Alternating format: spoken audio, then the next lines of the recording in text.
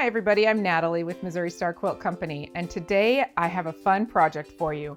I'm calling this the Prism Path quilt because it kind of reminds me of like a patio garden layout where all the bricks come together and make this really beautiful thing. I just love it. It's made all using half square triangles, and so it's going to be great, super easy, but it looks a little bit more complex because I think we have some fun color placement in this quilt. So let's get started. To make this quilt, you're going to need a package of 10-inch print squares, and I've used Misty Garden by Lara Skinner for Robert Kaufman. You're going to need some yardage amounts, and we've got this background. You're going to need 4 yards of the Kona color of the year Julep. The accent fabrics, you need a yard and a quarter of each, and I just have a white and then this yarn dyed black Essex linen. So 1 1/4 yards of each of those. And then your backing, you're going to need 8 3/4 yards or 2.5 yards of a 108. This is a very large quilt. It's 80 by 96.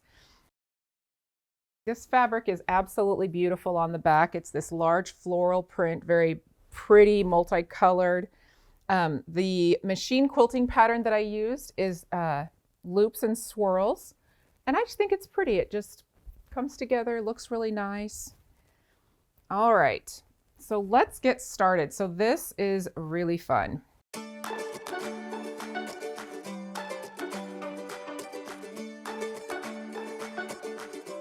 So this is the block we're looking for. This block is what makes up the entire quilt. So let me show you how we do that. From your mint julep, your background fabric, we are going to cut some 10-inch strips and some 4.5-inch strips, because we need both size squares to make up the block. We'll do the 10-inch first. These we're going to pair with our layer cake squares to make half square triangles. So we need 1, 2, 3, 4, 5, and 5 is 10. Just wanted to double check that. I never like to cut without counting twice. I'm going to cut this selvage edge off, and then we will go another 10. Actually, I'm going to flip this around. It'll be easier for me. I am right-handed all the way. Can't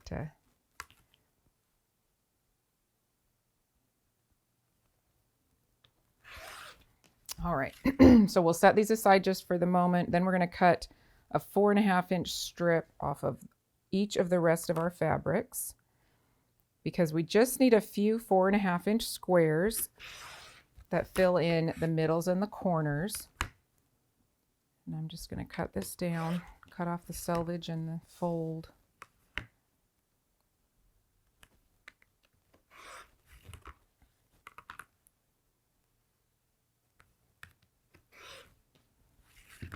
All right.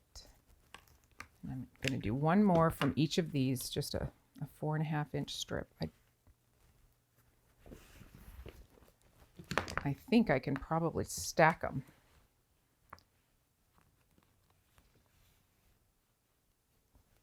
So I'm not doing very many at this point. I'm just going to cut one strip of each.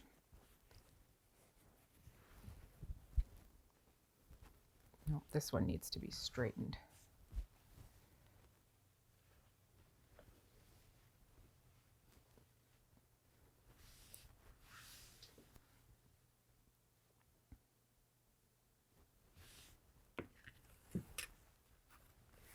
You're going to stack your fabrics, just make sure that your folds are lined up and that you don't have any big wrinkles. The reason this is okay is because we're cutting them down into squares, so I'm not too worried about elbows or anything like that.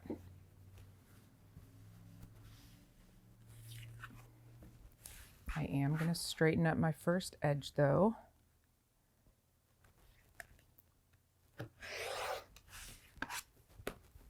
And then I'm going to cut 4.5-inch strip.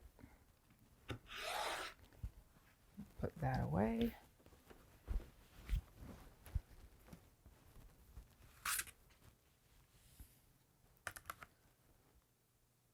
cut off my little selvage edges. Whoop, that one's in a little farther than I realized.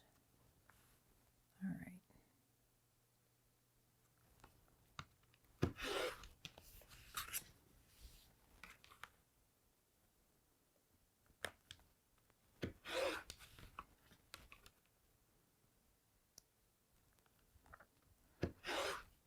All right, so the cutting is done for all of our little squares, and these you're just gonna set aside for later. We will get to them.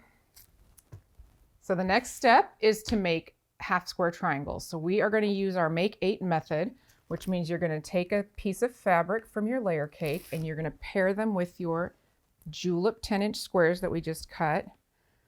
You want to do this right sides together, and these the cut squares are a little bit smaller. Robert Kaufman squares are measured from the outside of the peak, so they are sometimes just a little bit bigger than your cut yardage that you cut yourself. Whoops, that's okay. We're going to just center it up on the square. We're going to mark this corner to corner with 2 lines diagonally. And you can use whatever pen or pencil you have handy. It doesn't matter because that part's going to get cut off. It's on the inside of your seam and you cut right through it. Okay, so we are going to stitch on both sides of both lines.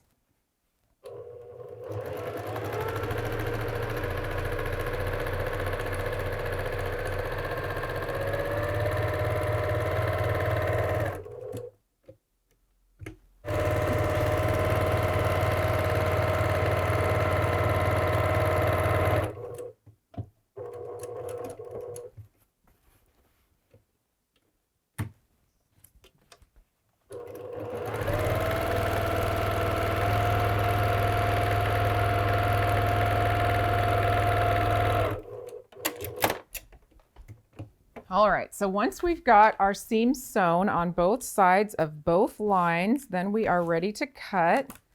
We're first going to cut it in half vertically and horizontally, and then we will cut in between the seams that we just stitched.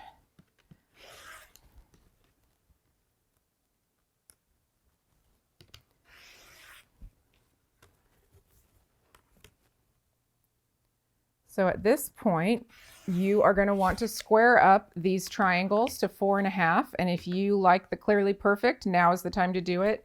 I personally happen to love my Bloc Loc. So I've got a 4.5-inch Bloc Loc, which is just a helpful squaring tool. So I'm going to go ahead and press these back and then square them all to 4.5.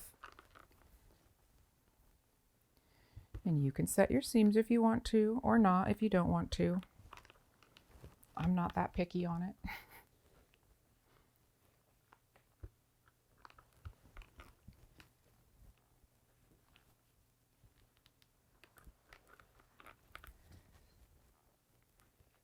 You will do this to the entire layer cake because you'll need every block. All right, so once all of these are pressed, then we're going to start our squaring. The Bloc Loc is great because it has this little edge and you just can slide that in there and lock it in place and trim up your edges. Okay, so with all of our half square triangles squared up, it is time to go ahead and lay out the block. So what we're going to do, and I have some other colors in here because I did my all of my blocks with several different fabrics. You need 10 half square triangles per block, and since you only get 8 per layer cake set, I just mixed them up. And I think you can do that in lots of fun ways. You can see this one I put like darks in the middle and lights on the outside. A lot of the ones in here are just completely random. You know, whatever way you want to do it, I think is going to be fun. So let me lay this out. So we start with our darker accent fabric, and then we're going to do some half square triangles to the middles, and then we've got these ones going this way. This is where our little green squares come in the middle. Another one of these. Another one of those. Our white square finishes out this top corner. And I've got to put one of these blue ones here. It's fun how they look when they're all built out.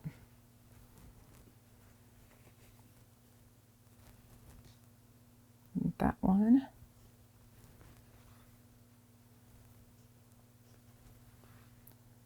And then we'll put two more blues out here on the end, followed by our last little white square in this corner, and that is it. That's the layout of the block. All right, so you'll notice that in my two opposite corners, I've got the white squares here and the dark squares on this side. And you want to keep your blocks all consistent as you lay them out, because that is what creates the pattern that you'll see in the quilt behind me. Now, the half square triangles, you have this little row of them facing in, and then this row faces the opposite direction. And then you have two green solid squares in the middle. So all down this center, going from left to right, you have solid squares. And then these half square triangles, you can do this a pattern where you have like lights or darks. I think that's going to look really cool. It'll create a really good visual effect. But if you just wanted to do completely scrappy, you could do that too. Honestly, there's lots of creative options in this quilt, things that you could do with color and block placement. But having your darks here and your lights here and all your half square triangles pointed towards the middle, that is what is going to give you the block that creates the quilt behind me. So once that block is sewn together, you'll see it looks just like this one. And I'll show you this in the quilt.